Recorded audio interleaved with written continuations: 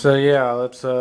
So your sister, her name's not Mickey though. What's her name? Muriel, Muriel. Vivian Muriel Bentley. Okay.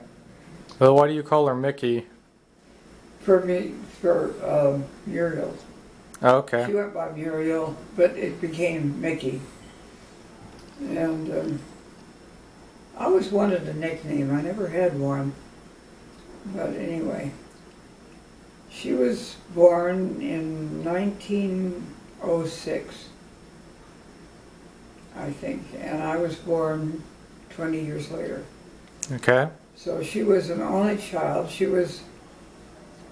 and my father grew up in Canada, in part in Canada, on adjoining land grants. But they didn't really know each other then. I don't know exactly when they did get to know each other. You mean her Mickey's mother, and then your father were in Canada? My father was born in, well, they both were born in Ontario province, Okay. and near the town of Aylmer, which is spelled Aylmer. I don't know why, but it is. But I don't really think they knew each other a lot until they were in Los Angeles. And they went there separately, of course. But she met her husband in college. And I don't know where she went to school before college. But when she was in college, she met Harry, who was sort of the star football player. And they fell in love, and at the end of college, they got married. I was their flower girl. I think I was all of 6 by then. Okay. But, or 20 years younger than whatever she was. So, her mother died when she was 4, I think. And her mother had cancer. And my father kept her with him and called for his mother to come and help with her. And his mother came very reluctantly. She liked where she lived in Wisconsin. And she was never very kind to my sister, and I'm sorry about that. Mickey had a fall from a tree when she was young, and apparently it did something to her uterus, so she never was able to have children. Mm-hmm. But she was a wonderful big sister to me. I think more like a mother would be to a small child. My mother was 40, so she was really old enough to be my grandmother. But anyway, I'm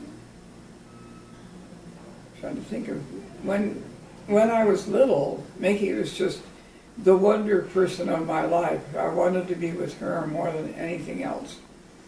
And she sang at the piano, and one of the things she read to me was all of the A.A. Milne poems, and I can still quote some of them, and the Christopher Robin stories, because she was a teacher. She taught in Garvey District, which is not one of the best areas in Los Angeles. And she said one year they had a terrible flood, and the schools were on wooden platforms with tents, which was very difficult to manage during the flood, getting in and out and whatever. So there was temporary housing then too. But then she went on to college. I remember she was still living at home in the big Victorian then, and coming and going to college. And later on was a demonstration teacher in the education department there, demonstrating teaching techniques that were good. Mm-hmm. And I don't know that that's why I wound up being a teacher. It seems like a lot of people in my family did. And she was the right age to be close to our first cousins who were near her age, but I was the baby and I wasn't part of it. She was especially close to my Uncle Lou's son, Frederick. And he was, as she went through her widowhood later, he was the one that she turned to a lot for help and advice. My dad too, but Fred was a big help. And he was actually in my wedding as one of the groomsmen. He was a great guy. But Mickey had a hard time growing up. She had that accident out of the tree. Grandma was not happy at coming to take care of her. She wasn't nice to her. And she had a cousin, Ruth Cross, who Grandma preferred. Although I don't know why, because Ruth wasn't very interesting and she was fat. But anyway, her growing up was hard in a lot of ways. So my dad protected her all he could. When her mother died of cancer, he took Mickey with him to live with him, but he was profoundly deaf, so he couldn't hear her if she cried at night. And he moved her crib to his bed, to Touchy's bed, so he could feel her move if he felt that she was crying or she needed attention. It was a different kind of growing up, but it worked. She was intelligent, she was pretty, she was very popular with everybody. And So was she a social person? Was she a social person? Like, yeah, she was. She had very good friends, very close friends. But I only remember her from the time when I was a baby, because that's the only time I've had with her. She was grown by then and in college. And she took me places. We went shopping together. And she taught me a lot about how to put clothes together into good-looking outfits and to wear them well. She had a beautiful figure and a very slim waist, and she always looked beautiful no matter what. Always had her hair perfect, although I watched her do it with a curling iron. She did it herself, and always wore very precisely put on makeup and looked very good in it. She was taught to fly by a friend in college, and he taught her. She never went on with it, but he taught her to fly his plane, which was kind of an unusual thing for those days. And then when she started going with Harry came to the house a lot and played with me a lot too.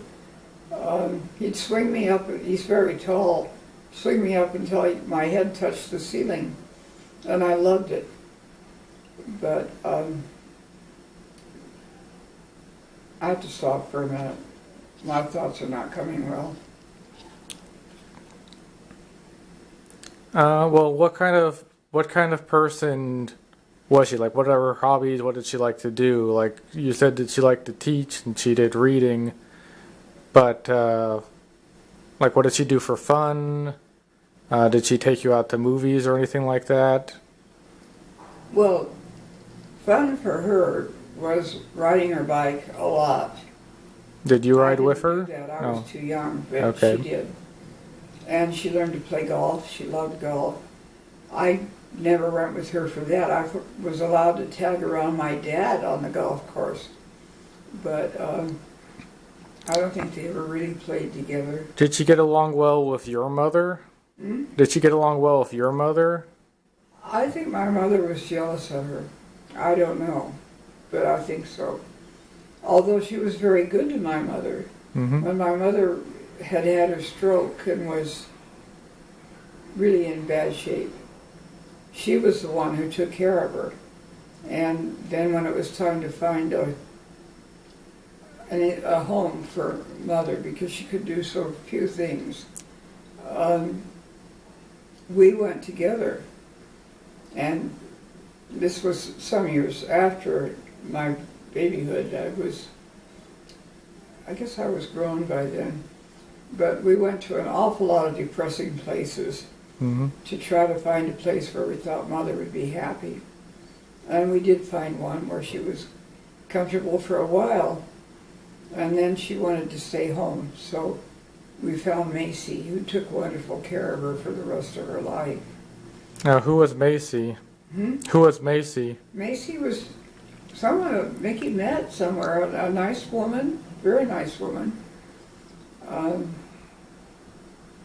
She was a good caretaker. She took care of my father, too, when he was in his last stages.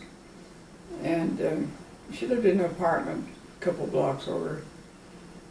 But Mother took her to Hawaii once, and I saw some pictures of the two of them there.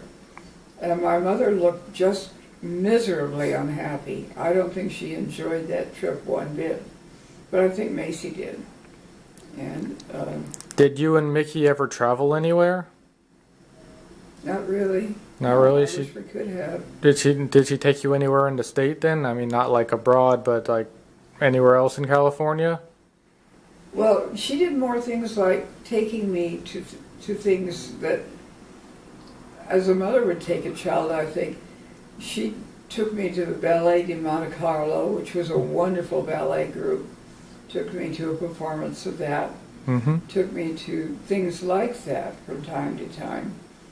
And she had a very strong influence on my life, even though she never took over like a mother. We went hiking together. We went with Harry when he took his hunting dogs out to exercise. And it was a big part of my childhood, but it was because of her. What was your relationship with her after you were an adult, after you reached adulthood? We were great friends as adults. I visited her as often as I could. I spent as much time with her as I could. And things like she and Harry built a badminton court in the back of their property. And I'd go over there at night because their neighbors, Kenny and Katie, would come over and play wicked games of badminton. And they all had a great time. It was fun to watch. And then she would do other things with them as well. I'm short on words tonight, David. I'm sorry. I think you're doing fine. I think you're doing fine. Well, thank you. But as I say, she had a lot to do with shaping me as a child because of the things she read to me, because of the things she took me to, like the ballet. She did a great many things like that were special events in my life and wonderful. Was she around when you had children of her own, or did she pass away before then? Say that again. Was she around when you had children of your own, like when you had Deb? Oh. Was she alive? Yeah, Mickey. Yeah, they loved her too. Not for very long. She died, gosh, I can't remember now. She was born in 1906, and she died, I think, after I left college. So we had a long time together. And I also got to know some of her cousins by her mother's family, who I didn't really like a whole lot, but they were okay. And we spent some time with them. And I didn't hear a lot of stories about her. I knew that she was very popular in college. She dated a lot. And she was beautiful, she was fun. That would be it. Then she taught in a demonstration school there at college. And later on, I went to the same demonstration school many years later when I was teaching. And I wondered how it run when she was there. But I knew that she was there for quite a while, and she was a friend of the professor who led that for whole program, and she had many professional as well as academic and personal friends. Everybody loved her. As long as I know, there was never any disagreement on anything, even about me when I was wanting to be with her and not with my mother. It still didn't seem to be something that broke up the family in any way. So what was the happiest moment you would say you had with Mickey? Like, was there any one time, or what, did she take you anywhere for something that really stood out? I'm sorry, David, I'm only hearing half of what you say. What would you say is your best moment or memory you had with Mickey? Oh, there were lots of them. She would play with, as I was getting into my teens, she would play with my hair to make it different hair arrangements to see what would look best on me. And we went shopping for clothes for me, and they were always very good, very attractive clothes. We went shopping in Pasadena a lot. That was fun too. And anytime I was with her, I was having fun.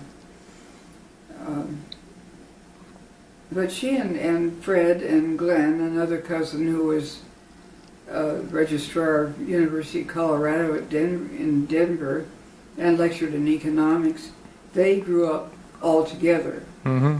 And they always were close to each other because they had been together so much. I'm giving you such bits and pieces. They're really not helpful very much. No, I think they are. We had a house, a nice house. Well, the Alpha Beta Corporation had a house that was one that something that my father formed with my Uncle Hugh Gerard and my Uncle Lou Bentley and a couple other families who all had grocery stores, and they put the grocery stores together and made a corporation. And she was a checker at his store in Monrovia on the cash register for times when she was around. When did she die? Do you remember? She died while I was living in Northern California, and I can't remember. I don't remember dates well, but Was it in the after, or was it in the 50s or 60s? You know, what decade do you think it was? I really can't put them. Maybe because I'm tired. I can't All right. put those things together like I should. Okay. She and Harry had an apartment in a part of Los Angeles. We were there quite a bit. And then I got to know Harry was German. His parents were very German. Harry's mother taught me how to make apple pie and things like that. And Mickey encouraged all of that because Mickey wanted me to have all the experiences that was possible for me to have. All right. I think that's good for today. So I think that's where we're going to cut it for today. I think that's where I'm going to stop it for today. Let's stop. Okay.